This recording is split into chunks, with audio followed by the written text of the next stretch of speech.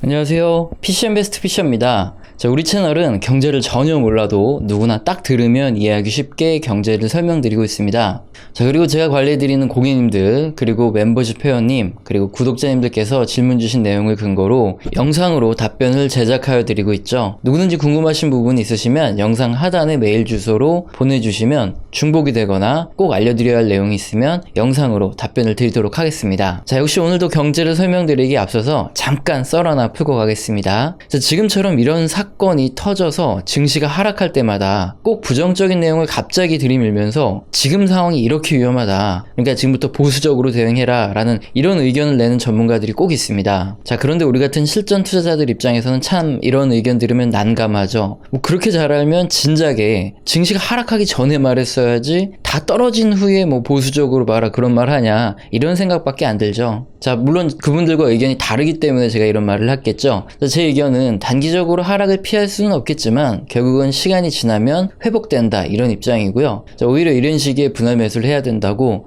제가 지난 영상부터 계속 설명을 드리고 있죠. 자, 그럼 지금부터 왜 지금과 같은 상황이 일시적인 하락일 뿐이라고 말하고 결국은 회복된다고 말하는 것인지 쉬운 설명 들어가겠습니다. 자, 일단 가장 큰 이유부터 말씀드리면 아직 경제 지표들이 폭락을 예견하고 있지 않다는 겁니다. 대표적인 경기 지표인 OECD 경기 선행 지표부터 볼까요? 자, 그림의 하늘색은 OECD 경기 선행 지수와 BOECD 국가 중에서 주요 6개국을 추려서, 그러니까 뭐 거의 글로벌이죠. 글로벌 경기 선행 지수이고, 자, 회색은 이 OECD 경기 선행 지수의 확산 지수입니다. 자, 일단 경제 초보자님들은 OECD 경기 선행 지수가 대체 뭐고, 자, 이것이 굉장히 생소하실 수 있기 때문에 쉬운 설명은 잠시 후에 드리는 것으로 하고, 일단은 차트를 먼저 설명드리겠습니다. 자, 일단 OECD 경기 선행 지수는 일반적으로 100 이상을 경기 확장, 100 미만을 경기 수축으로 구분을 하는데요. 경기 판단을 할 때는 이렇게 단순한 수치보다는 방향성이 더 중요합니다. 그래서 올라가면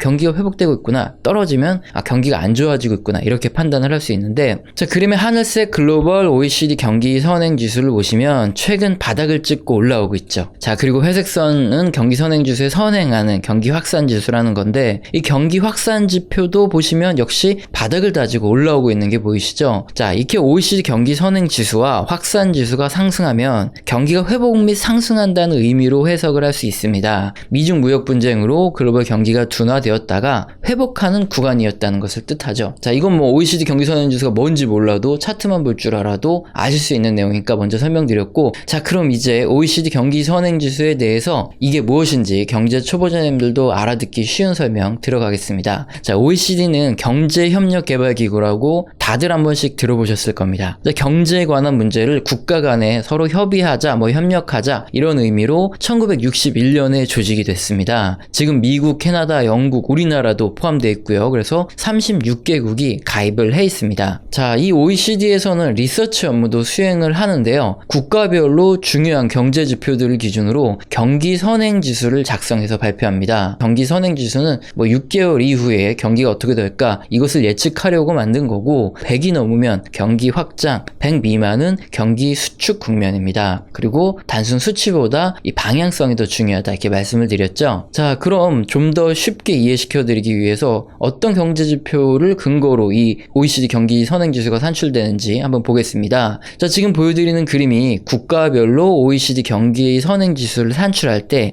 사용되는 경제 지표입니다. 지금 보시면 국가별로 약간씩 지표가 다르죠? 자, 왜 국가별로 OECD 경기 선행 지수를 산출하는 경제 지표를 다르게 하고 있을까요? 자, 먼저 미국을 보시면 내수가 상당히 중요하기 때문에 주택 착공, 내구재 수주액, 그리고 소비자 기대 지수 등의 경제 지표가 OECD 경기 선행 지수를 산출할 때 중요하게 사용됩니다. 자, 그리고 우리나라의 경우에는 제조업과 수출이 굉장히 중요하죠. 그래서 재고 및 순상품 교역 조건, 그리고 제조업 BSI 등, 자, 이렇게 제조와 수출과 관련된 지표들이 OECD 경기 선행 지수를 산출하는 중요 경제 지표로 사용됩니다. 자, 그런데 여기서 의문이 하나 드실 겁니다. 앞서서 제가 OECD 경기 선행 지수 차트를 보여드리면서, 자, 경기 선행 지수, 확산 비율 지표, 이것도 함께 보여드렸어요. 그럼 OECD 경기 선행 지수 하나만 딱 보면 되지, 대체 왜 머리 아프게 경기 선행 지수 확산 지표까지 함께 제가 설명을 드렸을까요? 자, 잘 잘난 척 하려고요? 아니면 영상의 시간 좀 더 늘리려고 했을까요? 자, 아닙니다. 이유는 방금 보여드린 OECD 경기 선행지수를 구성하는 주요 경제지표의 특성 때문에 경기 선행지수 확산지수까지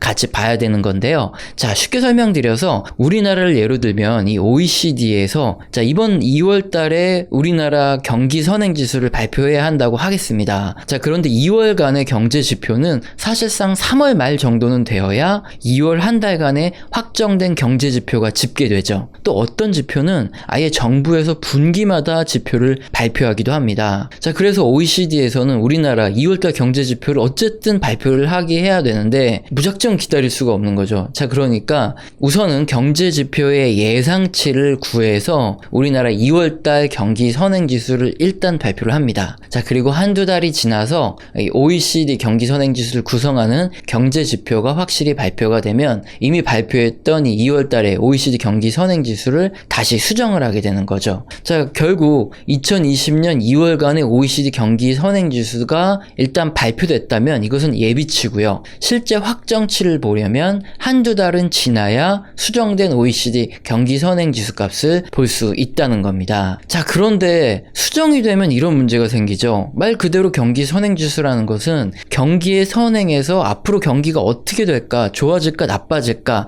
이것을 예측하기 위해서 보는 것인데 두 달 정도 지나야 경기 선행지수의 정확한 수치를 볼 수 있다면 이건 경기 선행지수의 역할을 한다고 보기 애매하죠. 자, 이런 이유 때문에 많은 사람들이 이런 말을 하죠. OECD 경기 선행지수는 발표되고 난 후에 나중에 변경이 되기 때문에 뭐 주식 투자에 활용하기 힘들고 오히려 동행 또는 후행 지표다 이렇게 말하기도 합니다. 그래서 이런 구조적인 OECD 경기 선행지수의 한계에 따라 미래 예측을 좀 정확하게 해보기 위해서 고안된 지표가 바로 OECD 경기 선행지수의 확산 지표입니다. 경기 선행지수 확산 지표를 쉽게 설명드리면 36개 국가를 대상으로 2월달에 경기 선행지수를 산출한다고 하겠습니다. 자, 이때 일단 2월에 발표된 이 OECD 경기 선행지수를 가지고 직전 달에 비해서 경기 선행지수가 개선된 국가도 있고 이전에 비해서 나빠지게 발표된 국가도 있을 거죠. 자, 이 발표된 지표에서 경기 선행지수 값이 좋아지는 국가가 몇 개고 반대로 악화되는 국가가 몇 개인지 이 값을 산출한 것을 바로 확산 지표라고 하거든요. 자, 이 확산 지표를 봤더니 OECD 경기 선행지수가 이 나중에 수정된 값을 선행하더라 이겁니다. 그래서 자, 지금은 그런데 어떻습니까? OECD 글로벌 경기 선행지수도 반등을 하고 있어요. 여기에 확산지수도 상승을 하고 있는 국면이죠. 자, 그러니까 앞으로 발표될 OECD 경기 선행지수 확정치도 상승을 할 확률이 더 높다 이렇게 볼 수 있기 때문에 지금은 명백히 미중 무역 분쟁으로 눌렸던 경기가 다시 회복하는 단계라는 것을 알 수 있다는 겁니다. 지금까지 설명을 들으시면 이 경제 초보자분들께서는 이런 의문이 또 드시죠. 자, 그래 OECD 경기 선행지수 그리고 자, 확산지수가 뭔지 대략적으로 뭐 얼추 알 것 같다. 자, 그런데 이걸 나한테 왜 알려준 거냐? 이게 주식 투자에 실제 도움이 되냐? 자, 그렇다면 지금부터 이 OECD 경기 선행지수가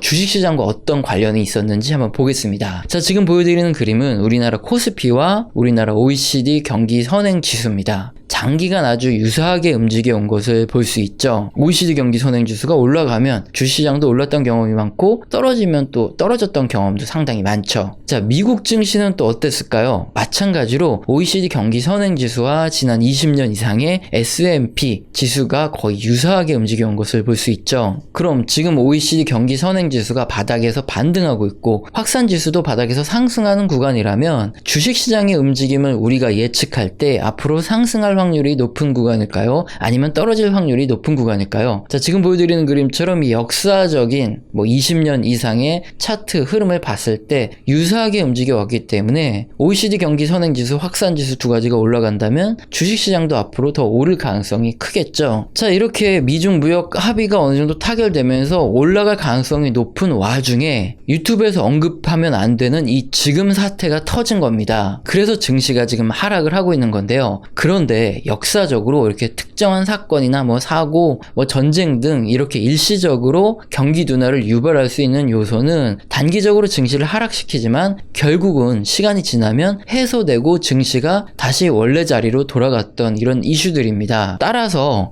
OECD 경기 선행지수 확산지수가 상승하는 국면에서 원래대로였다면 증시가 상승할 확률이 더 높았죠. 그런데 이번 사태가 터져서 단기적으로 눌림은 받았겠지만 이번 사태가 결국은 지나가고 나면 다시 회복할 확률이 높다, 이렇게 설명을 드리는 거죠. 이번 사태가 결국은 해소될 이슈라는 것을 미국에 매년 찾아오는 한파를 예로 들어서 설명을 드리겠습니다. 미국은 지난 2014년에 이례적인 한파가 찾아오면서 눈이 뭐 머리까지 쌓이고 이러면서 차량 이동이 거의 불가능해지고요. 뭐 도로가 거의 봉쇄가 되고 경제가 마비됐던 이런 기간이 있습니다. 당연히 뭐 건축, 운송 등에서는 뭐 눈으로 인해서 강제적인 휴직이 발생할 수밖에 없었고요. 당시 한파가 지속되고 눈이 다 녹고 뭐 눈을 전부 다 치울 때까지 상당한 기간이 걸렸습니다. 당시 미국 사람들이 출근을 못하고 소비도 급감하면서 2014년 1분기 미국 경제 성장률이 마이너스 2.9%까지 떨어졌었습니다. 이 당시 2014년 1분기를 기억하시는지 모르겠지만 당시 미국 다우 지수가 1650포인트에서 1530포인트로 단기간에 10%가량 급락하기도 했었습니다. 그때 당시에도 어떤 사람들은 이제 갑자기 튀어나와서 지금 미국 공장 안 돌아가고 소비도 안 되고 아주 난리가 났다. 봐라, 고용지표부터 뭐 소비지표 다 안 좋지 않냐. 지금 2008년 7000포인트에서 다우지수가 16000포인트까지 쉬지 않고 올랐다. 이런 상황에서 미국의 소비, 제조, 고용 전부 꺾이니까 이 한파가 바로 이 폭락을 예견하는 이 시작점이다. 그래서 이제 미국 증시는 폭락밖에 안 남았다. 이렇게 주장하는 사람들이 굉장히 많았습니다. 그래서 매년 찾아오는 한파지만 진짜 이번만큼은 다르다, 이렇게 주장했었거든요. 그런데 결과는 뭐 어떻게 됐죠? 다들 아시는 대로 지금 다우지수 차트를 보시면 아시겠지만 2014년 한파가 지나간 1분기 이후 최근까지 계속 상승을 하고 있죠. 그럼 2014년 미국 한파와 지금 유튜브에서 말하지 못하는 이 지금 사태, 이것은 대체 무엇이 다를까요? 어차피 뭐 눈이 와가지고 사람들이 이동을 못하나, 아니면 이번 사태로 사람들이 밖을 못 나가나, 일시적으로 소비가 줄어들고 뭐 고용도 나빠질 수 있고 경제 성장률도 둔화될 수밖에 없겠죠. 하지만 한파처럼 그냥 지나갈 수밖에 없습니다. 그리고 무엇보다 중요한 것은 이번 사태가 터지기 전에 만약 미국 경제가 둔화되는 와중이었다고 하겠습니다. 그런 와중에 만약에 이번 사태를 맞게 됐다면 미국 경기가 정말로 더 악화되고 확 떨어질 수 있는 이런 이유가 됐겠죠. 하지만 이번 사태가 터지기 이전에 미국 경기는 상당히 견조했습니다. 그렇기 때문에 이번 사태가 미국 경기를 완전히 꺾이게 만들 이럴 가능성이 높지 않다는 거죠. 제가 왜 이렇게 말하는지 이 경제 지표를 보면서 쉬운 설명을 드려보겠습니다. 우선 현재 미국의 고용은 상당히 양호한 상태였고 지금도 상당히 양호하고요. 경기 둔화 시 선행하여 나타나는 게 바로 이 고용에 대한 불안인데 이것이 전혀 나타나고 있지 않습니다. 그래서 이번 사태가 글로벌 경기 급락의 시작이 될 가능성이 낮다는 것인데요. 지금 보여드리는 그림은 미국의 주간 실업수당 청구 건수입니다. 이게 뭐냐면 한 주간 미국에서 신규로 실업수당을 청구한 사람이 몇 명이냐, 이것을 나타내는 지표거든요. 특징적인 것이 뭐냐면 지난 2001년 IT 버블 당시 그리고 2008년 금융위기 당시 보시면 이 박스권에 머물던 이 신규 실업수당 청구 건수가 갑자기 박스권을 깨고 튀어 올랐다는 점입니다.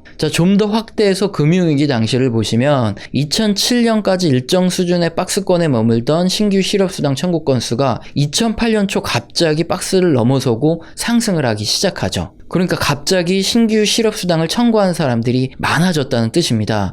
뭔가 고용에서 문제가 생겼다는 것을 알 수 있죠. 그러면 여기서 조금 더 살펴서 다른 경제 지표를 보면 2008년 금융위기 구간에 미국 고용 관련 지표들이 일제히 나빠졌다는 것을 확인할 수 있습니다. 그게 바로 경기가 둔화되는 신호탄이라는 거죠. 또 다른 고용 지표인 미국 실업률을 보면 2007년 저점을 찍고 여기서 서서히 상승하다가 2008년 초 급등하는 것을 볼 수 있습니다. 보겠습니다. 자, 뭔가 문제가 생겼다는 것이 여기서도 나타나고요. 자, 또 다른 고용 지표인 미국 농업 부분을 제외한 신규 취업자 수 중감률 지표를 보시면 2007년 말부터 증가율이 마이너스로 감소하고요. 2008년 초엔 아주 급락을 하죠. 이렇게 급격한 IT 버블 붕괴라든가 아니면 2008년 경제 위기처럼 심각한 경제 둔화가 나타나기 전에 이미 고용 지표들에서 실업률이 증가하거나 고용이 감소하는 신호가 이미 나타난다는 겁니다. 자, 그런 상황에서 2008년 금융위기 같은 경우에 이 모기지 담보대출을 기초자산으로 하는 CDO가 연쇄적으로 부도를 일으키면서 리먼 브라더스 파산과 같은 이런 충격으로 경제가 이를 버티지 못하고 2008년에 경제 위기가 왔던 것을 알 수 있죠. 자, 그래서 만약에 지금